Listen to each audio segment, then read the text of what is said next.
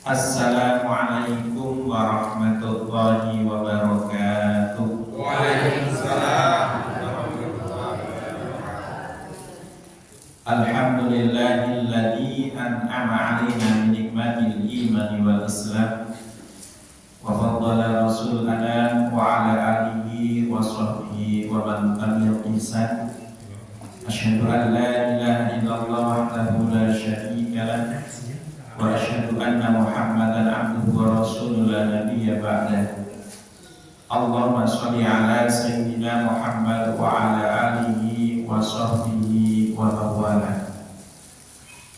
Qala Allah ta'ala fil Qur'anil Karim, a'udzu billahi minasyaitonir rajim. Bismillahirrahmanirrahim. Yarfa'illahu alladzina amanu minkum walladzina utul ilma darajat. Al-ayat. Wa qala Rasulullah sallallahu alaihi wasallam, man salaka tariqan yaltamisu bihi ilman sahhalallahu lahu ilal jannah. Al-hadis. Yang hormati sesepuh bin sepuh jamaah Masjid Al-Hijrah rahimahumullah, yang hormati ketua takmir Masjid Al-Hijrah beserta jajarannya, yang hormati ketua pengajian Ahad Pagi Masjid Al-Hijrah rahimahumullah beserta jajarannya, yang kami hormati Bapak Ibu yang hadir pada pagi hari ini dan remaja masjid pada pagi hari ini. Gimana kabarnya Bapak Ibu, sehat? Alhamdulillah.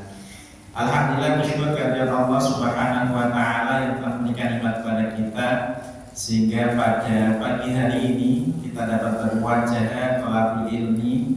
Semoga ilmu yang kita dapatkan bermanfaat bagi kita semua dan bisa kita amalkan dalam kehidupan kita sehari-hari. Amin ya rabbal alamin. Shalawat serta salam kita aturkan Nabi Muhammad sallallahu alaihi wasallam, pada keluarganya, sahabatnya, pada pengikutnya, dan semoga kita semua termasuk umat Rasulullah yang mendapat syafaatnya di surga yaumul qiyamah. Amin ya rabbal alamin. Bapak Ibu rahimakumullah, pada pagi hari ini alhamdulillah kita dapat berkumpul untuk talabul ilmi. Bapak Ibu, tadi dari rumah menuju ke sini kedinginan apa bukan Bu? Kalau tadi saya dari taman siswa itu masih hujan, sampai sini alhamdulillah sudah terang. Alhamdulillah. Alhamdulillah, bersyukur pada pagi hari ini pertama kali saya di sini diundang oleh Pak Konijo untuk kita bersama-sama thalabul ilmi. Kalau Bapak Ibu tadi dari rumah menuju ke sini, tujuannya tidak adalah apa Bapak Ibu? Thalabul ilmi. Bapak Ibu rahimakumullah, di dalam Al-Quran itu terdiri dari berapa surat Bapak Ibu? 114 surat. Ada berapa juz? 30 juz ya. Dalam Al-Quran itu ketika Al-Quran turun melalui siapa Bapak Ibu? Malaikat Jibril. Maka kalau kita tahu bahwa arti Al-Quran sendiri itu apa? Kalau dalam salah satu kitab fikih dikatakan Al-Quran huwa kalamullah al-munazzilu ala Muhammadin biwasilati Jibril al-muta'abbadu bi tilawati. Apa Bu? Nah, betul.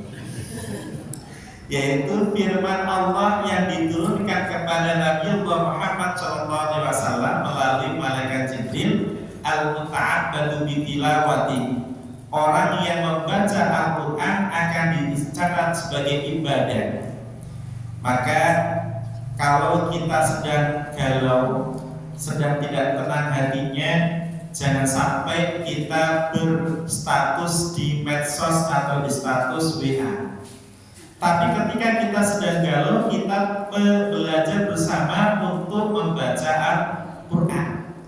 Karena ada sebuah lagu mengatakan atau sebuah hadis mengatakan bahwa salah satu tombol hati itu adalah membaca Al-Quran. Maka Al-Quran ini adalah, kalau Rasulullah menyampaikan taraktu amroini lan tadilla indahuma, saya tinggalkan dua kitab, ketika engkau berpegang teguh pada dua kitab ini maka kalian akan selamat di dini wa dunya wal akhirah. Pengen selamat apa Bu? Pengen selamat buat bro? Pengen. Bagaimana caranya? Kita bersama-sama untuk belajar Al-Quran. Pertanyaannya, sudahkah kita membaca Al-Quran hari ini? Alhamdulillah sudah. Udah berapa juz? Alhamdulillah 1 juz. Bapak Ibu rahimakumullah. Dengan Al-Quran kita tahu mana yang hak dan mana yang batil. Dengan Al-Quran kita akan memahami tentang perjalanan hidup kita. Yang namanya Al-Quran itu kan petunjuk bagi umat manusia. Mulai dari Nabi Allah Adam alaihissalam sampai akhir zaman, Al-Quran sudah menjelaskan kepada kita semua. Maka dalam Al-Quran ada salah satu surat yang sangat pendek. Surat apa Bu? Surat yang sangat pendek itu surat yang ke-108. Surat apa? Surat Al-Quran, betul. Surat Al-Kautsar. Al-Kautsar itu berapa ayat Bu? 3 ayat. Ada 2 surat dalam Al-Quran yang sangat pendek, itu surat Al-Kautsar sama surat Al-Asr. Itu 3 ayat semua dua-duanya. Kita pada pagi hari akan belajar bersama-sama mentadabburi, kita belajar bersama untuk memahami tentang surat Al-Kautsar. Allah Subhanahu wa taala berfirman, A'udzu billahi minasyaitonir rajim. Monggo saran-saran surat Al-Kautsar kita saran-saran. Bismillahirrahmanirrahim. Inna a'tainakal kautsar fasholli li rabbika wanhar. Inna syani'aka huwal abtar. Dalam salah satu hadis Rasulullah menyampaikan, barang siapa dia membaca Al-Quran maka mendapatkan satu kebaikan. Dan satu kebaikan itu, kalau kata Allah SWT dalam Al-Quran, wallahu yudha'ifu liman yasha, Allah akan melipat gandakan satu kebaikan menjadi 10 kebaikan. Jadi satu kebaikan dilipat gandakan. Maka dalam hadis Rasulullah menyampaikan, barang siapa dia baca Al-Quran 1 huruf saja maka mendapatkan 10 kebaikan. 1 huruf itu bukan alif lam, bukan 1 huruf, tapi alif sendiri, lam sendiri, dan mim sendiri. Ketika kita baca surat Al-Kautsar itu berapa huruf Bapak Ibu? Banyak huruf. Kalau sempat ya dibirlin itu benar apa-apa. Jadi Allah Subhanahu wa taala berfirman, Inna a'tainakal kautsar.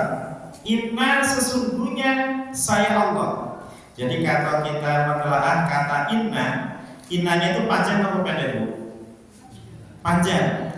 Jangan sampai membaca inna a'taina, tapi dibaca panjang. Karena itu adalah, kalau dalam bahasa Arab namanya mutakallim mahda. Kalau mutakallim al-ghair, mutakallim al-ghair. Artinya apa? Sesungguhnya saya Allah. Sebenarnya itu kalau untuk kita, inna sesungguhnya kita. Tapi karena ini adalah firman Allah, maka Allah lah menyampaikan bahwa sesungguhnya saya Allah. A'taina, memberikan kepadamu al-kautsar, nikmat yang banyak. Allah memberikan nikmat yang luar biasa banyaknya kepada kita. Nikmat apa Bapak Ibu? Pokoknya banyak. Sehat, apa paling? Iman. Terus nikmat yang lainnya. Maka Allah SWT berfirman, wa in ta'uddu ni'matallahi la tuhsuha. Dan jikalau kalian menghitung nikmat-nikmat Allah, maka kalian tidak akan bisa menghitungnya. Maka sampai ulama menyampaikan, seandainya air laut itu dijadikan tinta untuk menulis nikmat Allah, maka itu tidak akan cukup untuk menulisnya, cukup untuk membuat tulisan itu. Artinya apa? Artinya nikmat Allah yang luar biasa banyaknya diberikan kepada kita, kita setidaknya selalu bersyukur dan bersyukur kepada Allah Subhanahu wa ta'ala. Kita pagi ini sudah bersyukur buat Bu. Sama dengan syukurnya berikut. Alhamdulillah. Kalau baru tidur udah ikut berikut. Alhamdulillahilladzi ahyana ba'dama amatana wa ilaihin nusyur. Alhamdulillah ya Allah, segala puji bagimu ya Allah, ahyana, telah menghidupkan kami ya Allah. Maka kalau kita bangun tidur, kita sadar bahwa Allah telah mematikan kami sebelumnya. Mulai dari mau tidur kita sudah ketika dalam tidur itu kita sudah dimatikan oleh Allah Subhanahu wa taala, tapi matinya dengan nafas. Ada gak Bu ketika dia tidur kemudian tidak bangun lagi? Ada betul? Ada. Kemarin tetangga saya itu masih muda, usia sekitar 20 tahun. Dia itu tidur siang hari, ketika siang itu tidur, pada sore hari asarnya bapaknya mengira bahwa dia masih tidur, tidak dibangunin. Ketika mau maghrib dibangunin, ternyata Allah memanggilnya dan tidak bangun lagi Bapak Ibu. Masih muda, usia 20 ke atas, 25-an, masih muda sekali. Maka kita patut bersyukur ketika kita dihidupkan oleh Allah setelah dimatikan oleh Allah. Ketika kita habis tidur, kita mengucapkan Alhamdulillahilladzi ahyana ba'da ma amatana, setelah mematikan kami ya Allah. Maka ketika kita diberikan syukur, ketika kita diberikan nikmat oleh Allah Subhanahu wa taala bisa hidup, kita setidaknya bersyukur dan bersyukur kepada Allah Subhanahu wa taala. Maka kalau kita bersyukur itu ketika kita melihat ke atas atau ke bawah Bapak Ibu. Melihat ke bawah. Ketika kita merasakan syukur itu ketika kita melihat ke bawah. Contoh, ketika dari mahasiswa tadi saya ke sini, saya naik motor. Alhamdulillah ya Allah, saya bisa naik motor. Tetangga saya kemana-mana sepeda ontel, karena nggak punya motor, jadi nggak bisa naik motor. Ketika naik sepeda ontel, bersyukur ya Allah, alhamdulillah saya bisa sepeda ontel, daripada tetangga saya kemana-mana jalan kaki. Motor bukan ontel. Ketika jalan kaki, patut bersyukur, alhamdulillah ya Allah saya jalan kaki. Kalau saya di taman siswa itu ada di jalan taman itu dari selatan ke utara, itu setiap sore kalau nggak salah itu ada bapak-bapak. Mohon maaf kalau jalannya itu tidak seperti kita, pakai tangan Bapak Ibu. Gila wonten. Maka ketika kita melihat seperti kita bersyukur ya Allah, Allah memberikan kesempurnaan bagi saya bisa berjalan sampai saat ini. Kita bersyukur atas sifat Allah yang diberikan kepada kita. Maka jangan sampai kita kemudian selalu melihat ke atas.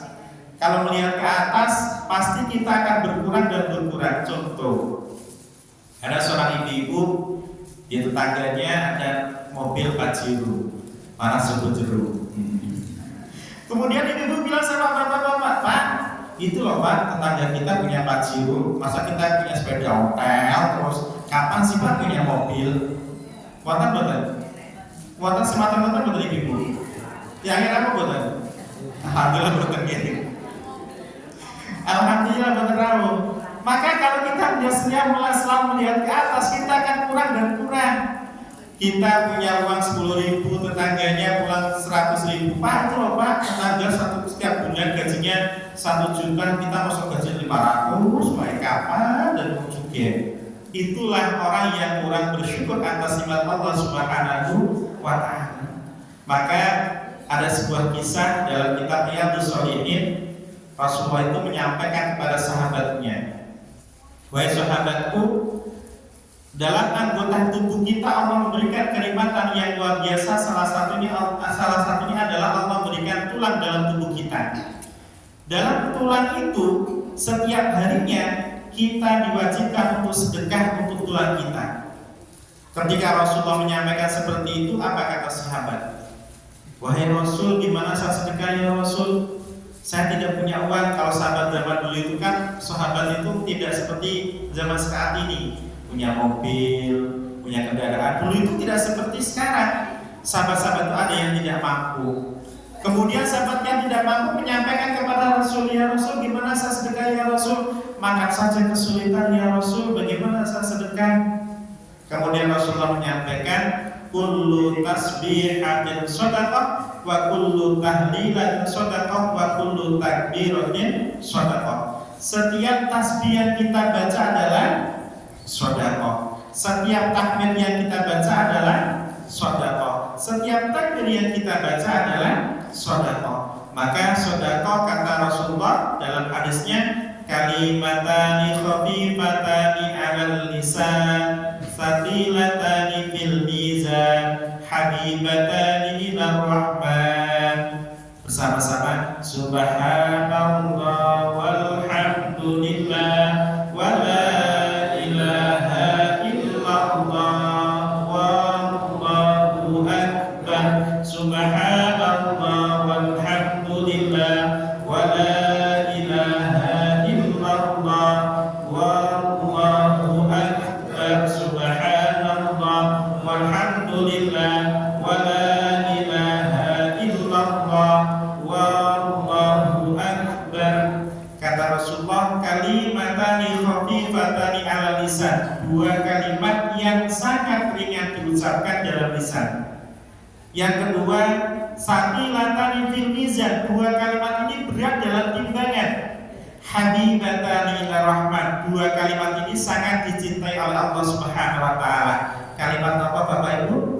Subhanallah walhamdulillah wa la ilaha illallah wallahu akbar. Maka kalau Rasulullah menyampaikan bahwa anggota tubuh kita membutuhkan sedekah dan kita berhak bersyukur dengan mengucapkan kalimat tasbih, tahmid dan takbir dalam kehidupan kita sehari-hari. Contoh ibu sedang masak dengan tasbih subhanallah walhamdulillah. Boleh nggak Bu? Boleh. Maka ada sebuah kisah. Dalam suatu kisah itu ketika Rasulullah SAW itu setelah sholat berjamaah, kemudian Rasulullah itu habis sholat jamaah itu duduk di teras masjid bersama sahabat. Ketika duduk di teras masjid itu ada salah satu sahabat yang dia itu masuk masjid. Ketika masuk masjid, Rasul menyampaikan, itulah orang yang akan masuk surga. Sahabat yang diajak bicara tadi penasaran, nunggu sahabat yang tadi sampaikan Rasulullah akan masuk surga. Kemudian sahabat yang tadi disampaikan Rasulullah akan masuk surga, sahabat yang diajak Rasulullah berbicara tadi mendekatinya dan bertanya, wahai sahabat, engkau kok orang yang termasuk orang istimewa, apa sih keistimewaanmu? Kata Rasul, kata sahabat tadi. Kemudian, saya tidak punya keistimewaan apa-apa. Saya seperti engkau ya sahabat. Saya makan ya biasa, sholat ya biasa. Apa sih menjadi keistimewaan? Saya tidak punya keistimewaan. Kemudian karena penasarannya sahabat tadi, bolehkah saya menginap di rumahmu? Kemudian sahabat tadi mengikuti sahabat yang tadi istimewa tadi. Di situ sahabat yang tadi dibicara oleh Rasulullah penasaran dan dilihat dalam malam harinya biasa sholat isya. Malam harinya ya tidur biasa, jam 3 bangun ya biasa. Tapi ternyata dia punya keistimewaan. Orang yang istimewa itu adalah orang yang ketika di pagi harinya untuk bekerja menyiapkan adonan roti, karena jualan roti, adonan roti itu untuk dijual. Ketika mengadon itu, sahabat yang istimewa itu selalu bertasbih kepada Allah Subhanahu wa taala. Selalu ingat kepada Allah Subhanahu wa taala, itulah istimewa sahabat itu. Maka kalau kita termasuk orang yang istimewa adalah orang yang selalu ingat kepada Allah Subhanahu wa taala. Maka Allah Subhanahu wa taala berfirman, alladzina amanu wa tatma'innu qulubuhum bi dzikrillah, ala bi dzikrillah tatma'innul qulub. Ketika engkau ingin hatimu tenang, maka selalu ingatlah kepada Allah Subhanahu wa taala. Orang yang ingat kepada Allah itu saya yakin dan dipastikan tidak akan melakukan kemaksiatan kepada Allah Subhanahu wa taala. Kok bisa melaksanakan kemaksiatan gimana? Kalau orang itu melakukan kemaksiatan, Allah itu selalu mengawasi saya. Ketika zon atau berprasangka saja, ketika dalam hatinya ngomong kepada tetangganya, dia ingat kepada Allah, saya yakin dia tidak akan ngomong yang jelek-jelek kepada tetangganya. Ada namanya, kata tetangga saya itu mengatakan ada riba syar'i. Tahu riba syar'i Bu? Ngerasani ngobrol sing syar'i jadi. Enggak ada sebenarnya. Jadi ketika ibu sedang ngobrol itu kan selalu yang dibicarakan siapa Bapak Ibu? Orang lain. Maka kalau bisa dihindari riba seperti itu, maka bagaimana cara menghindarinya? Kita ingat kepada Allah Subhanahu wa taala. Karena Allah akan menjaga hati kita, karena Allah akan menjaga seluruh anggota tubuh kita. Itu semua adalah ketika kita selalu ingat kepada Allah Subhanahu wa taala. Kembali lagi kepada nikmat tadi, bahwa Allah memberikan kenikmatan kepada kita. Kata salah seorang ulama menyampaikan bahwa nikmat itu dibagi menjadi 3. Yang pertama adalah nikmatun shadiratun, yang kedua adalah nikmatun kabiratun, yang ketiga adalah nikmatun kamilatun. Nikmat apa bu pertama? Betul, tiba. Nikmat pertama adalah nikmatun shadiratun, nikmat yang kecil bagi Allah tapi luar biasa besar bagi kita. Contohnya apa Bapak Ibu? Nikmat mata kita, nikmat telinga kita, nikmat tangan kita. Ini ada nikmat yang luar biasa. Kalau kita mensyukuri nikmat Allah berupa mata itu, ketika kita melihat tetangga kita atau saudara kita yang mohon maaf tidak bisa melihat, Masya Allah, Alhamdulillah ya Allah, saya bisa melihat ya Allah. Tetangga saya kemana-mana pakai tongkat, maka kita patut bersyukur dengan nikmat mata yang diberikan Allah kepada kita. Nikmat tangan, nikmat kaki, itu semua ada nikmat yang Allah berikan kepada kita. Itu adalah nikmat zahir, nikmat yang kecil bagi Allah tapi besar bagi kita. Dengan nikmat-nikmat yang Allah berikan kepada kita itulah kemudian kita bisa beraktivitas untuk beribadah kepada Allah Subhanahu wa Ta'ala. Karena tujuan Allah menciptakan makhluk-makhluknya Allah tidak lain tidak bukan adalah untuk beribadah kepada Allah Subhanahu wa Ta'ala. Maka Allah SWT berfirman, wa ma khalaqtul jinna wal insa illa liya'budun. Saya Allah tidak lain tidak bukan menciptakan jin dan manusia untuk beribadah kepada Allah Subhanahu wa Ta'ala. Maka aktivitas kita, apapun aktivitas yang baik yang kita lakukan, ketika melakukan aktivitas itu kita niatkan untuk beribadah kepada Allah Subhanahu wa Ta'ala. Ketika ibu-ibu masak, niat untuk beribadah, untuk menyiapkan suami, menyiapkan anak, pahala apa buat Bapak Ibu? Pahala. Maka ibu-ibu kalau masak itu jangan sambil mengut, beda rasanya nanti. Maka ibu-ibu kalau masak dengan senyuman, beda rasanya dengan masak dengan mengut, sangat berbeda. Kenapa? Karena dengan senyuman itu akan menambah keharmonisan keluarga. Gitu mungkin.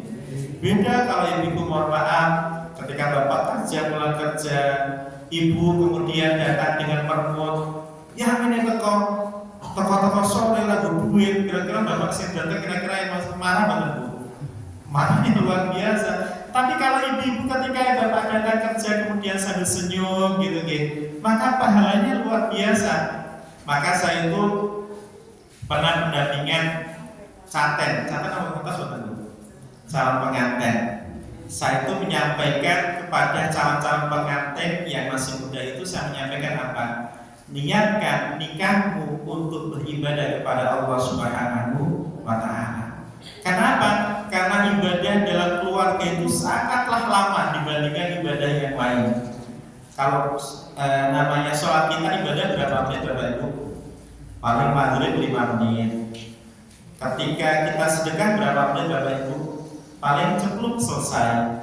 Tapi yang namanya ibadah dalam keluarga, ibadah yang luar biasa lamanya. Dan kalau dalam satu keluarga tidak ada keharmonisan, itu tidak menjadikan kemanfaatan tapi menjadikan kemadharatan. Ada boten pengantin baru 3 tahun kemudian bisa moten. Kenapa? Karena tidak keharmonisan, karena tidak ada kesatuan, memenangkan ego masing-masing, kemudian menjadikan keluarga itu menjadi keluarga yang tidak diridhoi oleh Allah Subhanahu wa Ta'ala. Maka saya menyampaikan apapun aktivitas kita niatkan untuk beribadah kepada Allah Subhanahu wa Ta'ala. Karena Rasulullah dalam hadisnya apa yang menyampaikan, innamal a'malu binniyat wa innamal likulli imri'in ma nawa. Setiap perbuatan itu tergantung kepada niatnya. Kalau kita melakukan aktivitas, kita niat untuk beribadah kepada Allah, insya Allah itu akan dicatat sebagai kebaikan bagi kita. Maka Bapak Ibu rahimahumullah, yang pertama adalah nikmat shadid atau nikmat yang kecil. Dan Bapak Ibu rahimahumullah, dalam Al-Quran Allah Subhanahu wa Ta'ala juga berfirman, al-yawma nakhtimu ala afwahihim wa tukallimuna aydihim wa tashhadu arjuluhum bima kanu yaksibun. Surat apa Bapak Ibu? Al-Quran ya, betul. Saya kira Al-Quran. Al-yawma nakhtimu ala afwahihim afwahihim, pada hari itu nakhtimu ala afwahihim, mulutmu akan ditutup oleh Allah Subhanahu wa taala. Besok ketika di yaumul hisab, mulut kita ditutup oleh Allah Subhanahu wa taala. Wa tukallimuna aydihim, dua tanganmu yang akan berbicara. Wa tashhadu arjuluhum, kakimu akan menyaksikan. Jadi kalau di dunia kita ketika berbicara pakai mulut kita bisa berbohong, mungkin. Tapi di sana kita tidak bisa berbohong karena seluruh anggota tubuh kita akan menyampaikan apa yang dilakukan selama hidupnya di dunia. Tangan kita akan berbicara, kaki kita menjadi saksi. Maka kalau kita di dunia ini bahwa nikmat ini adalah akan diminta pertanggungjawaban oleh Allah Subhanahu wa taala, maka kita akan selalu menjaga seluruh anggota tubuh kita, baik mulut kita, kaki kita, tangan kita jaga sebaik-baiknya untuk melakukan aktivitas yang terbaik, sehingga ketika besok di yaumul hisab, ketika ditanya oleh Allah Subhanahu wa taala, maka seluruh anggota tubuh kita akan selamat. Karena apa? Karena aktivitas yang kita lakukan dalam kehidupan sehari-hari untuk beribadah kepada Allah Subhanahu wa taala. Yang kedua, nikmatun kabiratun, nikmat yang besar bagi kita. Apa itu nikmat yang besar Bapak Ibu? Halo. Kamu tadi. Nikmat yang besar itu apa? Nikmat iman dan Islam. Itu nikmat yang luar biasa besarnya bagi kita. Maka kalau kita mempunyai keimanan dan keislaman, insya Allah kita akan selamat di dini wa dunya wal akhirah. Maka al-imanu yazidu bit-ta'ah wa yanqusu bil maksiyah. Nikmat itu bisa bertambah dengan ketaatan dan bisa berkurang dengan kemaksiatan. Jadi kalau saat ini kita membawa keimanan, kenapa? Karena dari rumah menuju ke sini kita niat untuk thalabul ilmi. Beda nanti ketika kita pulang. Ketika pulang ibu jalan barengan, kemudian gerbengi tetangganya atau gerbengi yang pembicaranya. Wah, jar pengajarnya suwi, materinya ora enak. Ada nggak boten Bu? Boten Bu. Alhamdulillah tadi boten. Jadi ketika nikmat iman, ketika di sini kita membawa keimanan, ketika keluar bisa juga iman kita akan luntur. Seperti tadi, ngerasani, jahili orang lain. Mungkin juga ada sendal tetangganya di bawah, ada nggak? Ada mungkin, karena sendalnya di sampingnya kok lebih baik sendalnya tetangga saya, maka saya bawa aja deh sendal tetangga saya karena lebih baik dan lebih bagus. Itu namanya apa? Keimanan yang luntur. Dia tidak tahu bahwa ketika melakukan itu Allah mengawasinya. Maka kalau kita membawa keimanan yang sebenar-benarnya, kita akan selalu terjaga hati kita, selalu terjaga seluruh aktivitas kita. Maka al-iman yazidu bit-ta'ah, iman itu bisa bertambah dengan ketaatan dan bisa berkurang dengan kemaksiatan. Bapak Ibu rahimakumullah. Maka yang namanya rukun iman itu ada berapa Bapak Ibu? Ada 6. Yang pertama apa? Iman kepada Allah. Yang kedua, iman kepada malaikat. Yang ketiga, iman kepada Nabi dan Rasul. Yang keempat, iman kepada kitab. Yang kelima, iman kepada hari akhir. Yang terakhir, iman kepada qada dan qadarnya Allah Subhanahu wa taala. Maka kenapa iman itu berharga? Mohon maaf kalau kita flashback dari flashback yang tahun 2006. Masih ingat Bu, tahun 2006 terjadi apa? Gempa yang luar biasa besarnya. Saudara kita yang di daerah selatan, mohon maaf, ada yang berpindah agama gara-gara apa? Seperti itu. Maka kalau kita menjaga keimanan kita, apapun godaannya, insya Allah tidak akan tergoda karena keimanan kita yang kuat. Maka Allah Subhanahu wa taala, Rasulullah SAW bersabda, "Man qala fi akhiri hayatihi la ilaha illallah dakhala al-jannah." Barang siapa di akhir hayatnya mengucapkan la ilaha illallah, maka Allah masukkan dia ke dalam surganya Allah Subhanahu wa taala. Ketika orang yang masih sehat mengucapkan la ilaha illallah, mudah atau mudah Bapak Ibu? Mudah sekali. Tapi ketika orang yang sedang nazar, atau nazar betul? Nazar itu sakaratul maut. Nah, orang yang yang sedang sakaratul maut ketika mengucapkan kalimat la ilaha illallah belum tentu semudah yang dia ketika sehat. Kenapa? Karena dinazah itu tergantung amal selama dia hidup. Jadi kalau dinazah itu, mohon maaf ibu-ibu, bapak-bapak, kalau ada sedang saudara kita yang sedang nazah atau sedang sakaratul maut, jangan ditinggalkan. Maka dampingi. Supaya apa? Supaya bisa mengucapkan kalimat yang diajarkan Rasulullah tadi, la ilaha illallah. Mas kepanjangan, ya udah minimal lafaz Allah. Supaya apa? Supaya di akhir hayatnya dia ketika meninggal bisa mengucapkan kalimat Allah, menyebut nama Allah. Maka kalau kita tentang tauhid ini, kita masih ingat sejarah tentang Bilal bin Rabah. Bilal bin Rabah itu kan orangnya seperti apa Bapak Ibu? Orangnya hitam, kemudian rambutnya hitam. Kalau di kegelapan itu yang kelihatan cuma giginya. Kenapa? Orangnya hitam sekali. Kalau ganteng sama Mas ini ganteng ini daripada Bilal bin Rabah. Tapi Bilal bin Rabah ketika masih hidup, beliau itu tantangannya luar biasa. Bilal bin Rabah itu kan seorang budak.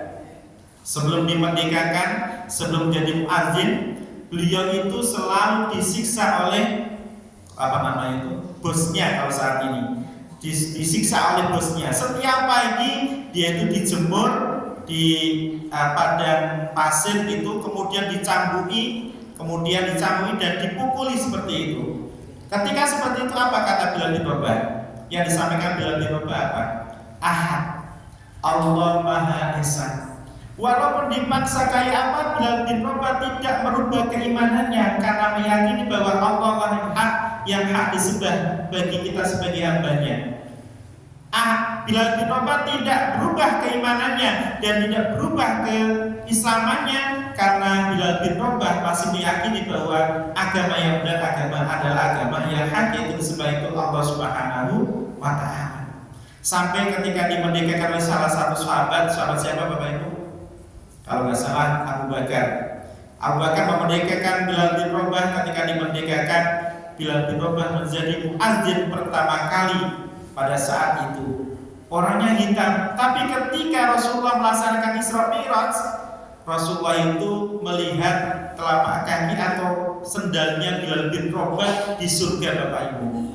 Padahal Bilal bin Rabah itu masih hidup, tapi tanda-tanda masuk surganya Bilal bin Rabah itu sudah ada Bapak Ibu.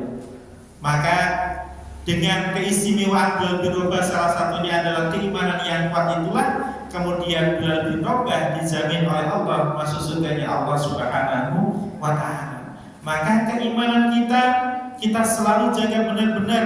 Bagaimana cara menjaganya? Yang pertama adalah salah satunya itu mengadakan majlis ta'lim seperti ini.